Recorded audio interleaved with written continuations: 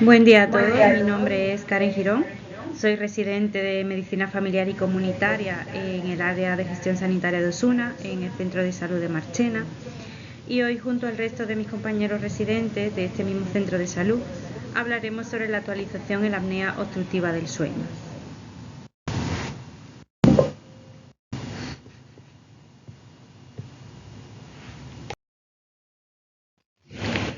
Este es el cronograma que vamos a seguir. Vamos a hacer una breve introducción para posteriormente centrarnos en las manifestaciones clínicas, en el diagnóstico y en el tratamiento y establecer unas conclusiones sobre el nuevo consenso lanzado por la Sociedad Española de Neumología y Cirugía Torácica. Como he mencionado anteriormente, hablaremos sobre el nuevo consenso de sueño internacional lanzado en marzo de 2022 por la Sociedad Española de Neumología y Cirugía Torácica, cuyo objetivo es elaborar unas guías clínicas que permitan a los profesionales sanitarios a tomar las mejores decisiones en cuanto al cuidado de los pacientes adultos que padezcan esta enfermedad. Uno de los aspectos más destacables de este nuevo consenso es que este trastorno del sueño se va a denominar apnea obstructiva del sueño en vez de síndrome de apnea obstructiva del sueño, reintroduciendo así el término obstructivo que refleja la naturaleza de la enfermedad y eliminando la palabra síndrome y la palabra hipoapnea que no refleja la realidad actual de esta patología. Según este nuevo consenso, se establece que un paciente padece apnea obstructiva del sueño cuando se cumplen al menos una de las siguientes dos premisas.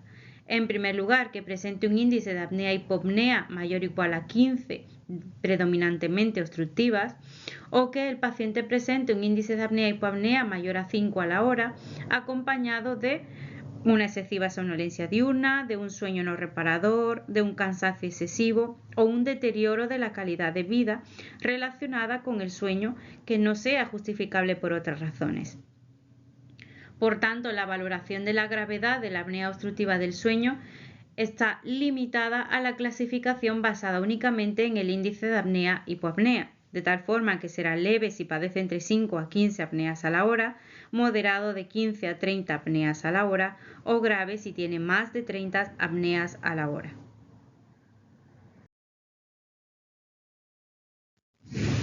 En cuanto a la prevalencia, la apnea obstructiva del sueño es uno de los trastornos del sueño más prevalentes, aunque existe una gran variabilidad entre los diversos estudios epidemiológicos publicados hasta ahora, donde se establece que la carga mundial global que representa esta patología varía entre un 4 y un 30%, situando la prevalencia entre un 10 y un 15% de los adultos, sobre todo varones con respecto a mujeres, y que en un 70% de los casos hay un infradiagnóstico.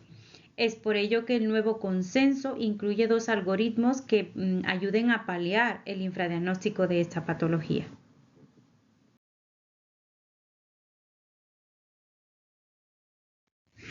En cuanto a la fisiopatología, la apnea obstructiva del sueño es una patología que se caracteriza por una oclusión total o parcial de la vía aérea superior durante el sueño. Debido a ello, la respiración se detiene durante unos segundos, produciéndose una apnea, hasta que hay una microexcitación que reactiva los músculos y reabre las vías respiratorias. Debido a estas apneas que producen hipoxia y la fragmentación del sueño, los pacientes no pueden dormir, no descansan correctamente, tienden a sufrir somnolencia diurna o cansancio. Es por ello que la apnea obstructiva del sueño puede tener importantes consecuencias para la salud, como mayor riesgo de sufrir accidentes de tráfico o laborales. También tiene un impacto en la salud cardiovascular, ya que favorece la hipertensión arterial mal controlada o resistente, y también la prevalencia de apnea obstructiva del sueño en la diabetes mellitus tipo 2 es muy elevada y es un factor de riesgo independiente de diabetes tipo 2 incidente. También favorece la cardiopatía isquémica, el cáncer o el infarto cerebral. Es por eso que debemos considerar a la apnea obstructiva del sueño como un factor de riesgo cardiovascular, ya que el adecuado tratamiento se traduce en un mayor control o reducción de las consecuencias de esta patología.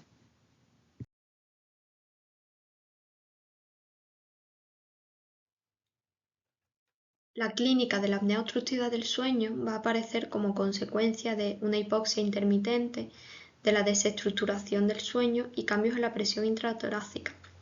Estos cambios van a producir efectos en los diferentes órganos del cuerpo, ya sea desde hipertensión arterial hasta aumento del riesgo de depresión. Con esta tabla queremos resaltar la importancia de las consecuencias fisiopatológicas de la clínica de la apnea obstructiva del sueño, ya que en muchas ocasiones no conocemos el alcance de dicha enfermedad. La triada clásica que nos va a permitir identificar a un paciente con apnea obstructiva del sueño es roncopatía crónica, presencia de apneas y la hipersomnia diurna. Hay que decir que un paciente roncador no tiene por qué desarrollar una apnea obstructiva del sueño y la presencia únicamente de este síntoma no indica la realización de una prueba del sueño. También es importante resaltar que los pacientes que tienen excesiva somnolencia diurna es lo que va a marcar la intensidad de la apnea obstructiva del sueño. De hecho, en muchas ocasiones la presencia única de este síntoma es lo que va a determinar la solicitud de la prueba del sueño. Y hay que decir que esta excesiva somnolencia diurna se puede medir con escalas. De hecho, el test de Epworth nos va a permitir cuantificarla. A continuación, la triada clásica que nos va a permitir identificar a los pacientes con apnea obstructiva del sueño es roncopatía crónica. La mayoría de los pacientes roncadores no tienen la apnea obstructiva del sueño y su presencia únicamente no va a indicar la realización de una prueba del sueño. La presencia de apneas y la excesiva somnolencia diurna. De hecho, la hipersomnia diurna va a marcar la intensidad de la clínica de la apnea obstructiva del sueño. Su presencia, sin explicarse por otras causas, es indicación para solicitar un estudio del sueño. De hecho, una de las medidas que podemos realizar en consulta de manera objetiva es el test de Epworth, que nos va a permitir cuantificar esta hipersomnia diurna en los pacientes. Por tanto, ante la presencia de algunos de los síntomas mencionados anteriormente, debemos realizar una historia clínica dirigida, ya que nuestra sospecha clínica de apnea obstructiva del sueño es alta.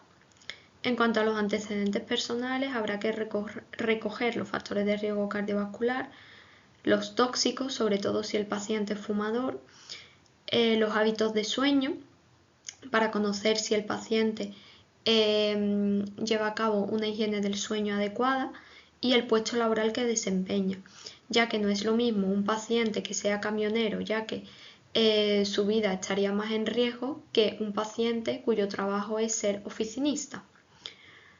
En cuanto a los síntomas, ya hemos comentado que los síntomas frecuentes van a ser ronquidos, la excesiva somnolencia diurna y las apneas presenciadas, y también habría que considerar pacientes que nos comenten excesiva diuresis nocturna o que tengan frecuentes cefaleas. Otros síntomas que también habría que considerar y que no son menos importantes son pacientes que tienen pesadillas, un sueño no reparador o que incluso en la analítica podríamos detectar poliglobulia. En cuanto a la exploración física, muy importante determinar la talla y el peso para calcular el IMC, la toma de la tensión arterial, la medición del perímetro del cuello, porque la presencia de un cuello corto y ancho se relaciona con más riesgo de apnea obstructiva del sueño, y realizar una buena exploración otorrinolaringológica y auscultación cardiopulmonar. En cuanto a la exploración otorrinolaringológica, cabe mencionar que habría que estudiar el test de Mallampati, ya que un test de Mallampati 3-4 indicaría más riesgo de apnea obstructiva del sueño. En la siguiente tabla he querido reflejar las consecuencias de la apnea obstructiva del sueño, ya que en muchas ocasiones no pensamos que esta patología pueda derivar en otras consecuencias tan graves como las que se ven reflejadas. De hecho, una de las principales es el aumento de siniestralidad al volante, ya que aumenta el riesgo de accidentes de tráfico. También aumenta la prevalencia de hipertensión arterial, un peor control metabólico en los pacientes diabéticos e incluso se ha observado un aumento del riesgo de ictus y del deterioro cognitivo. Generalmente estos pacientes también se ha observado que tienen más riesgo de depresión e incluso de neoplasia. Por tanto, es muy importante detectar a través de la historia clínica a estos pacientes, ya que podríamos evitar consecuencias muy graves para la salud.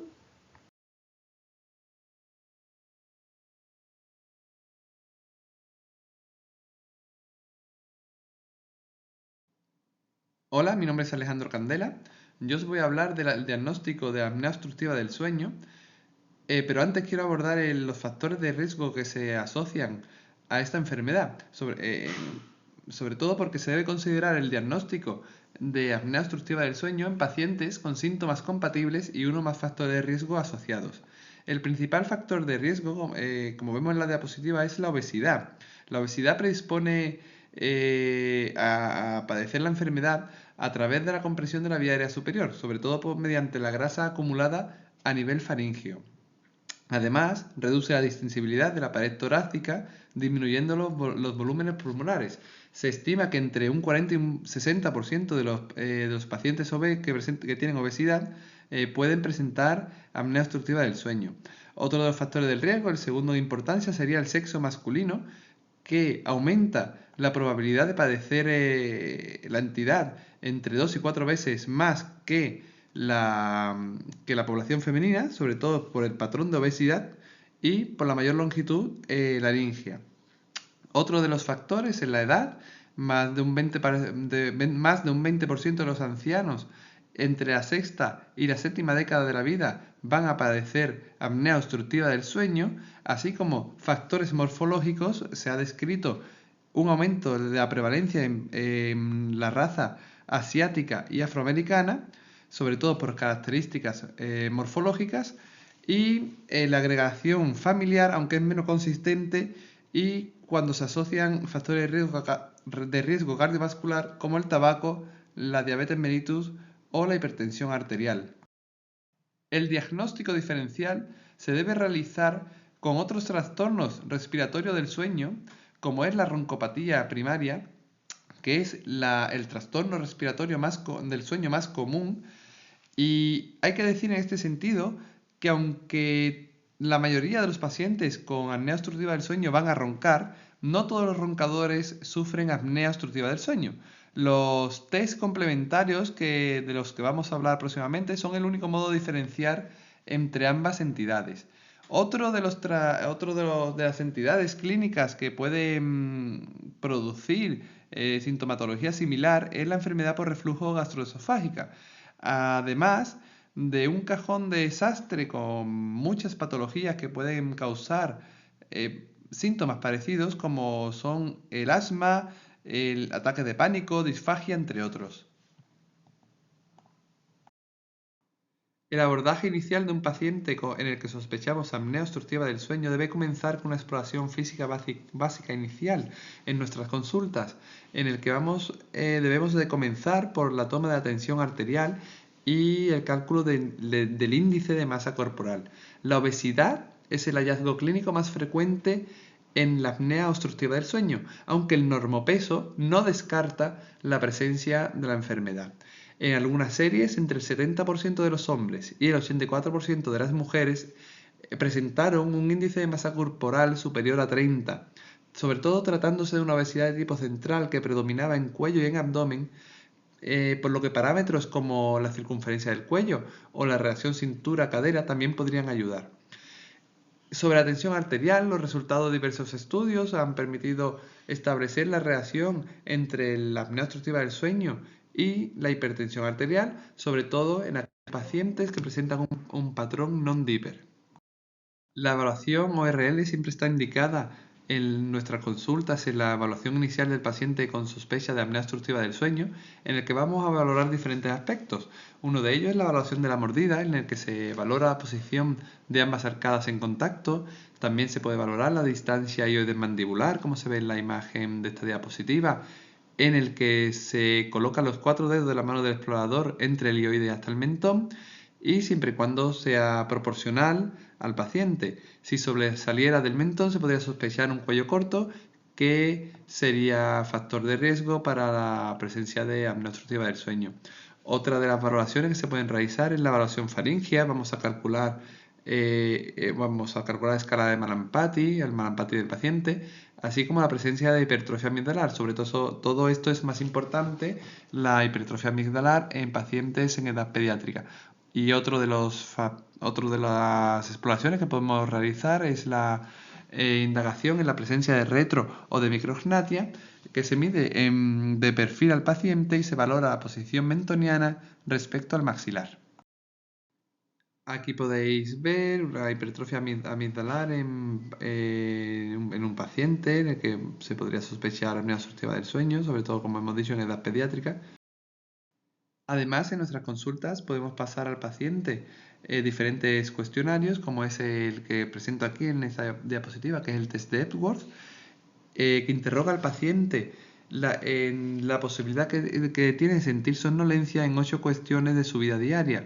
En España, un resultado mayor de 12 nos haría sospechar de una hipersomnia diurna y, por lo tanto, deberíamos de descartar síndromes como la apnea obstructiva del sueño.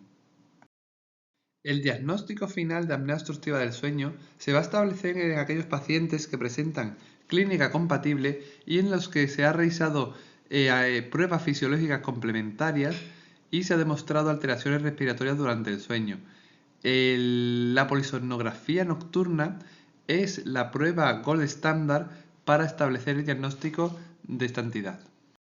El objetivo de la polisomnografía es diferenciar y cuantificar las apneas obstructivas centrales y mixtas, así como identificar y clasificar otros trastornos del sueño como las hipopneas y los esfuerzos respiratorios asociados a microdespertares. La apnea es el cese por completo del flujo aéreo durante un mínimo de 10 segundos y acompañado de esfuerzo respiratorio, hecho que lo diferencia de las apneas de origen central. La hipopnea es la disminución de la presión aérea nasal de al menos un 30% de la basal durante al menos 10 segundos, acompañado de una desaturación del 3% o un microdespertar.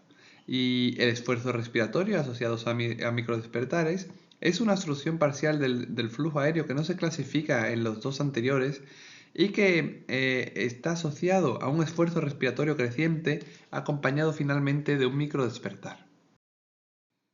Con la recogida de los eventos anteriores podemos calcular una serie de parámetros. Entre ellos, el más importante es el IAH o AHI, que es el número total de las apneas e hipopneas recogidas durante el sueño, el RDI, al que se suma también los esfuerzos asociados a microdespertares, y otros parámetros como el NADIR, que es el tiempo de sueño, con saturaciones por debajo del 90%. Hay que decir que una polisomnografía que sea negativa suele descartar la apnea obstructiva del sueño. Este es un ejemplo de un estudio de una apnea obstructiva del sueño grave mediante polisomnografía. Para que sea valorable, el registro polisomnográfico debe abarcar un periodo de al menos 6,5 horas de nocturnas con 180 minutos de sueño efectivo.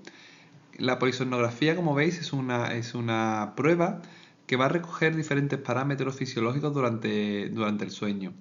Consiste en el registro simultáneo de variables neurofisiológicas, cardiorrespiratorias y motoras que acontecen durante el sueño y que pueden afectar a la calidad del mismo. El diagnóstico finalmente se va a establecer en aquellos pacientes que, mediante el estudio de polisomnografía, hayan presentado un IAH, un índice de apnea y hipopnea entre 5 y 14 por hora de sueño y que tengan clínica compatible asociada, o en aquellos pacientes que presenten un IAH mayor de 15 por hora de sueño. La propuesta diagnóstica más aceptada internacionalmente se dio en 1999 por la Asociación Americana de Medicina del Sueño.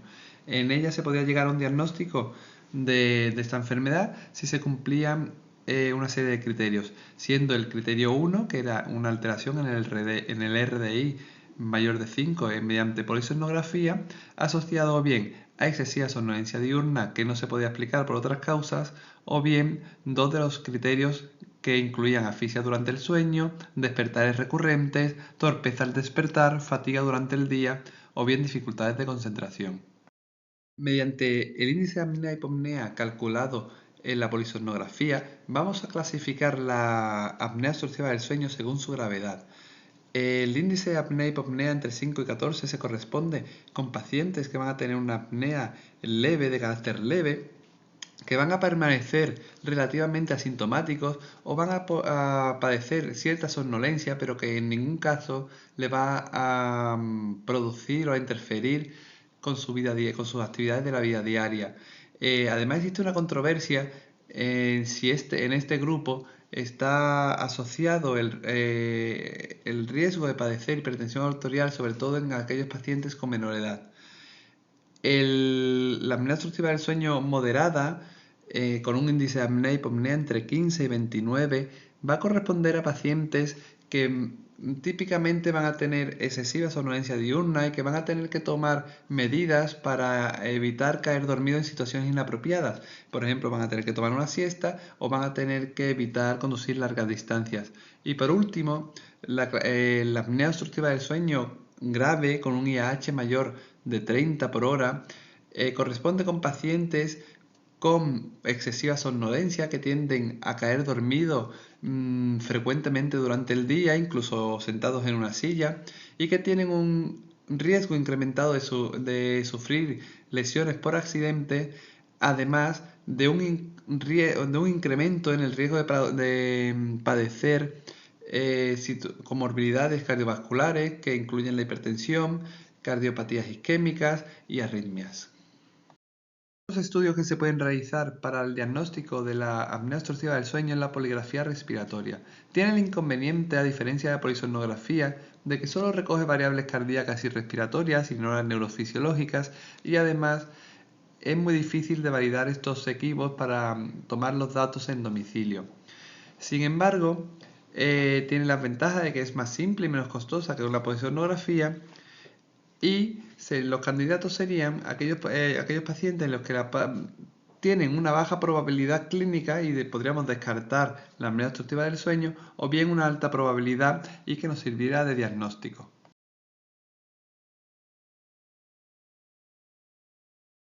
Este es un algoritmo diagnóstico propuesto por el Consenso Nacional sobre el Síndrome de Apneas y Hipopneas del Sueño.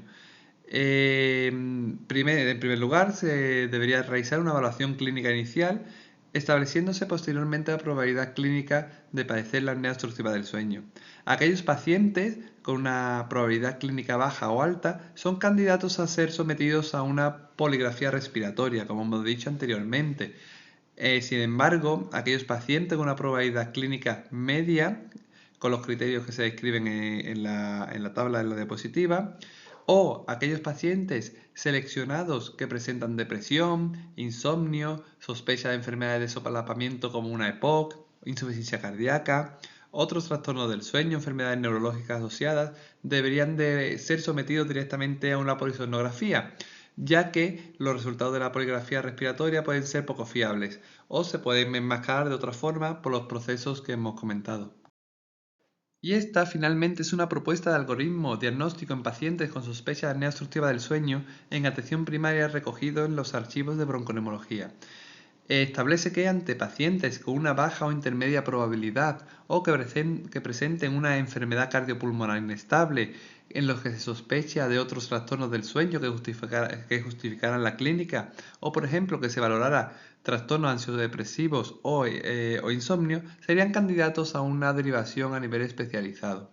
Sin embargo, pacientes con una alta probabilidad clínica serían candidatos a un estudio simplificado de 2 canales, por ejemplo, presión nasal y oximetría, y en función de los resultados valorar otras causas de excesiva somnolencia diurna o finalmente decidir derivar a nivel especializado de forma incluso preferente.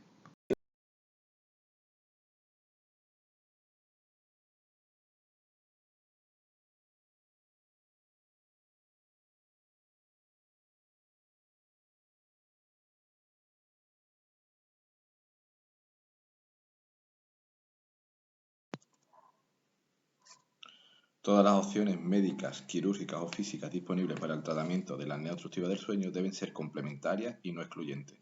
Se debe ofrecer a cada paciente el abanico más amplio de posibilidades y la utilización racional de todas ellas, ya sean aisladas o en combinación, y adaptadas a cada caso después de un estudio en profundidad, y reforzando el papel del paciente en la toma de decisiones sobre su enfermedad. Esta debe ser la norma en el trabajo multidisciplinario. El algoritmo terapéutico de la apnea obstructiva del sueño se basa en establecer las medidas higiénico-dietéticas en todos los pacientes con apnea obstructiva del sueño, identificar las entidades asociadas a la apnea obstructiva del sueño que sean reversibles, el tratamiento con CPAP, el tratamiento quirúrgico o el tratamiento con DAM, es decir, los dispositivos de avance mandibular. Las medidas higiénico-dietéticas las podríamos resumir en mantener un horario regular del sueño, asegurar un ambiente adecuado para dormir, no acostarse sin necesidad de descanso, es decir, irnos a la cama cuando realmente estemos cansados, evitar actividades en la cama que cada día están más en boga, como la televisión y sobre todo el móvil, las pantallas y las tablets, no prolongar excesivamente el tiempo en la cama. Continuando con las medidas higiénico-dietéticas, hay que tener en cuenta que realizar ejercicio físico de manera regular ayuda a conciliar el sueño, pero si no se realiza en las horas previas, inmediatamente a la hora a la que se quiera conciliar el sueño, evitar el consumo de alcohol 6 horas antes de acostarse. Hay que tener en cuenta que estamos en un país latino donde el consumo de alcohol está muy instaurado o está muy normalizado y parece que es bastante habitual tomar una copa antes de irse a la cama o en las horas previas. Esto llama un poco la atención, esta práctica. En fumadores, la deshabituación con control del peso es muy importante, ya que sabemos que el sobrepeso predispone a la apnea obstructiva del sueño, y evitar el uso de sedantes si es posible. También este aspecto es controvertido, por decirlo de alguna forma, ya que España es uno de los países con mayor consumo de benzodiazepinas por habitante. Es muy importante valorar las entidades reversibles asociadas a la apnea obstructiva del sueño.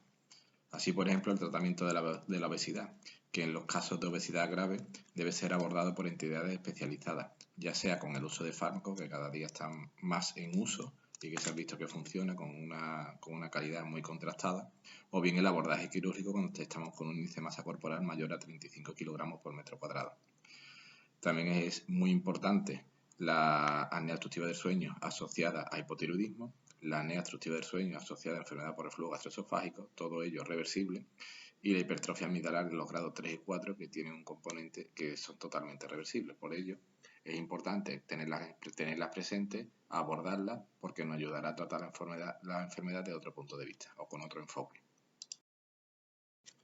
En cuanto al uso de CPAP, la primera pregunta que debemos hacernos para su indicación sería valorar el número de índice de apnea y hipoapnea del sueño. Si es mayor o igual a 15, en este caso tiene que cumplir, aparte de ese valor, tener alguna de las tres premisas que serían una somnolencia diurna excesiva medida con una escala de Epworth mayor a 10, una alteración en la calidad de vida relacionada con el sueño, o bien los casos de hipertensión arterial, especialmente si es resistente o refractaria. Si se cumplen una de esas tres premisas y tenemos un índice de apnea y hipoapnea del sueño, está totalmente indicado el uso de CPAP. Si tenemos un índice de apnea y hipoapnea del sueño mayor a 15, pero no se cumplen una de estas premisas, tendríamos que ver circunstancias individualizadas que justifiquen una prueba terapéutica. Si esas circunstancias se cumplen, utilizaríamos CPAP. Si esas circunstancias individualizadas no se cumplen o no lo justifican, hay que proponer un tratamiento alternativo individualizado. En el caso de que el índice de apnea y hipoapnea sea menor de 15, también tendríamos que realizar un tratamiento alternativo individualizado, ya sea un tratamiento posicional, el uso de los dispositivos de avance mandibular, una cirugía de otorrino o bien maxilofacial. También en los casos en los que el paciente rechaza el uso de la CPAP, también llegaríamos al mismo punto, es decir, el tratamiento alternativo individualizado para cada paciente. El ajuste de la presión en los casos de CPAP con polisonografía se lleva a cabo en enfermedades cardiopulmonar significativas, ya sea un EPOC grave o una insuficiencia cardíaca inestable, o bien en trastornos respiratorios del sueño que ya sean complejos, como por ejemplo la apnea de origen central, el síndrome de obesidad y hipoventilación, o bien cuando no se ha podido realizar una determinación con método simplificado. El resto de los pacientes, el ajuste de la presión con la CPAP se va a hacer mediante auto-CPAP. no requiriendo esa polisomnografía. Hay que tener en cuenta una serie de consideraciones respecto al uso de CPAP. El cumplimiento durante los 3 primeros meses predice el uso futuro del dispositivo. Esto es fundamental. Existe una buena adhesión si se cumple la regla de 4-70, es decir, 4 horas de noche durante el 70% de las mismas, podemos decir que el paciente se está adaptando bien a la máquina. Existe una relación dosis-respuesta terapéutica, esto es obvio. La telemonitorización predispone una mejor adherencia. Parece que el hecho de que el paciente sea consciente de que va a estar vigilado favorece el uso de la misma. El seguimiento también favorece la adherencia y si existe un incumplimiento hay que valorar la posibilidad de que el paciente vaya a un programa de cumplimiento, ¿vale? Donde se le explique nuevamente la importancia que tiene el uso de la maquinaria, se le den una serie de pautas, etcétera, etcétera, antes que el cese del mismo. El tratamiento quirúrgico es un tratamiento multidisciplinar donde intervienen diferentes especialidades, ya sea otorrinolaringología, maxilofacial, etcétera. Es una medicina personalizada donde habrá que abordarse diferentes aspectos. A veces que la intervención se tiene que llevar a nivel palatino, otras veces a nivel orofaringio. Incluso intervienen cirugías un poquito más específicas como la cirugía esquelética con el avance bismaxilar que se puede observar en la fotografía. Las cirugías no son excluyentes entre sí, sino que se pueden realizar a diferentes niveles y en diferentes estadios a lo largo del tiempo para ir valorando cómo se va resolviendo el índice de apnea y hipoapnea del sueño. El tratamiento con dispositivos de avance mandibular han demostrado ensayos controlados que son bastante eficaces. Están indicados en los casos donde el paciente no se adapta a la CPAP, en los casos de apnea obstructiva del sueño sin indicación de CPAP, con síntomas o ronquidos que sean muy molestos, y la premisa es que requiere la participación de un odontólogo entrenado. En cuanto al papel de la atención primaria en el manejo de la apnea obstructiva del sueño, requiere una gran implicación por parte de los profesionales para mejorar el infradiagnóstico. Estamos hablando de un 70% de casos no diagnosticados. Los planes de formación mejoran obviamente la sospecha y el diagnóstico de la apnea obstructiva del sueño y tener muy presentes los criterios de sospecha que debe incluir 2 de 3 síntomas cardinales, es decir, la roncopatía, la apnea presenciada o hipersonolencia diurna excesiva o el cansancio intenso no justificado con otras medidas. A modo de síntesis, comentar que existe un cambio de denominación. Ya no se habla de síndrome de apnea obstructiva del sueño, sino de apnea obstructiva del sueño. Eliminamos la palabra síndrome, que constituye el trastorno del sueño más prevalente, que existe un 70% de infradiagnóstico, esto es muy, muy, muy importante, que además, como todos sabemos, constituye un factor de riesgo cardiovascular en sí mismo y supone además un factor de riesgo independiente de diabetes mellitus, que es muy importante tener presente los criterios diagnósticos, así como el diagnóstico diferencial con otras patologías. El profesional sanitario debe llevar a cabo la aplicación o tener muy presente la aplicación de la triada clásica de la apnea obstructiva del sueño, la ya mencionada roncopatía, las apneas presenciadas y la hipersomnia diurna. Es imprescindible, como en cualquier patología de sospecha, los antecedentes personales del paciente, los síntomas que describa y la exploración física minuciosa. Las consecuencias de la apnea obstructiva del sueño no tratadas no son para nada desdeñables. Nos basaremos y nos apoyaremos en el gold estándar para llevar a cabo el diagnóstico, que es la polisomnografía nocturna, y el tratamiento, como hemos descrito, es multidisciplinar, son complementarios entre sí y deben facilitar el empoderamiento del paciente. Muchas gracias.